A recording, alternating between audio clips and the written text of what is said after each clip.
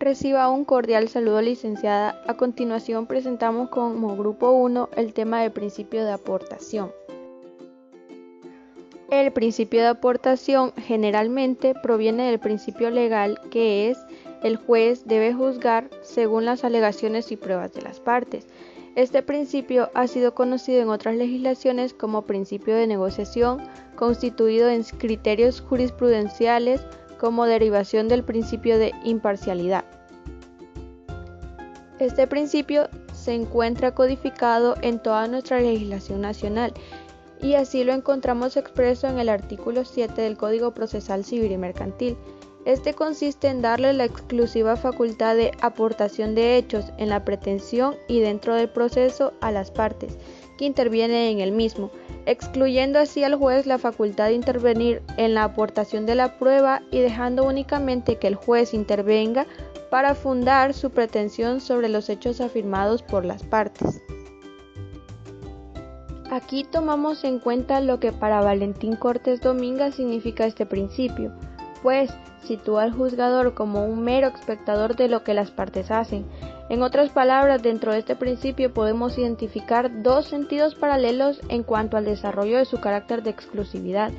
Por una vía, los hechos en que se fundamente la pretensión y la oposición al proceso solo podrán ser introducidos al debate por las partes, y por la otra vía, el juzgador debe resolver de los hechos introducidos por las partes. Esta facultad de aportar los hechos por las partes implica que son las mismas quienes deben de practicar la prueba sobre los hechos que dan a conocer. Esta afirmación produce una relación unificada con el derecho fundamental de probar, que consiste en que las partes son quienes establecen las pruebas de las aseveraciones que hacen en la demanda o en su contestación, siempre que cumplan con los requisitos de prueba. Es decir, el juzgador no solo está excluido a introducir prueba, salvo en los casos que se configura para un mejor proveer, sino que además está inhibido de negarse a las partes injustificadamente el empleo de una oportunidad procesal prevista en la ley para la solicitud de prueba o en la intervención en su práctica. La transgresión o violación a lo anterior es motivo de nulidad, así sancionado en el artículo 232, literal C, del Código Procesal Civil y Mercantil. Como toda regla general, este principio a su vez contiene una excepción, y es la siguiente: el juez podrá intervenir en la aportación de la prueba con la finalidad de esclarecer o para que sea mejor comprendido un hecho en controversia, siempre y cuando las diligencias que se hagan recaigan sobre un hecho que con anterioridad ha sido aportado o en caso de que ya hubiera sido controvertido por las partes. Esto no quiere decir que el juez sea el que aporta la prueba, sino que se hace uso de una excepción cuando se es necesario. Las características del principio de aportación son las siguientes. 1. Este principio es un poder que gozan las partes sobre el derecho de acción como sobre el mismo del proceso. Esto es exclusivo de las partes que intervienen en los procesos, en cada uno de ellos. 2. Que el juez no puede fundar su decisión ni prescindir de lo que las partes sometan a su juicio. También, la actividad probatoria recae en los hechos afirmados por las partes. Y 3. es que se le permite al juez acordar que se practiquen determinadas pruebas o que se aporten documentos u otros instrumentos probatorios cuando esto lo establezca el Código Procesal Civil y Mercantil. Y también el juez sí puede ordenar diligencias para darle claridad a la acción siempre y cuando la prueba haya sido controvertida.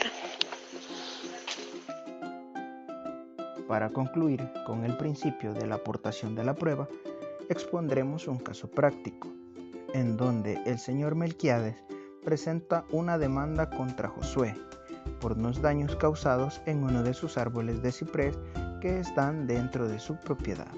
En el caso que nos ocupa, el demandante habría acreditado la existencia de los daños mediante el informe de los agentes medioambientales aportado como documento de la demanda. Dicho informe no contiene una valoración de los daños ni un presupuesto del coste de reparación de los mismos, sino un mero conteo de los árboles que presentaban desperfectos. Melquiades, quien es un ingeniero agrónomo y por lo tanto experto y práctico en la materia, valoró los daños sufridos al ser destruido uno de sus árboles es de $2.800. Es decir, el actor no señaló en ningún momento un precio promedio por árbol, sino un tanto alzado global. Y es a este al que se opuso la parte demandada en la contestación, a través de la negación frontal del hecho séptimo de la demanda. Por su parte, la juez de instancia, a lo largo del expediente foliado de la sentencia y partiendo del dato insoslayable de la existencia de los daños y del origen de los mismos, deduce el alcance o cuantía de tales daños, estimando que, dada la edad del árbol dañado y partiendo de un precio de mercado entre los $1.200 y $1.500 cada uno, establece que la indemnización debe ser fijada por un total de $800 frente a los $2.800 pedidos por el demandante. Según el ejemplo, ¿cómo se aplica el principio de aportación en el presente caso? ¿Y cuál sería el fundamento jurídico para establecer dicho principio? En el Código Procesal Civil y Mercantil nos establece el principio de aportación regulado en el artículo 7. Este nos dice que la actividad probatoria debe recaer exclusivamente sobre los hechos afirmados por las partes o por los que tienen la calidad de terceros. En este caso, el juez no puede tomar en consideración una prueba sobre hechos que no han sido afirmados o discutidos por las partes.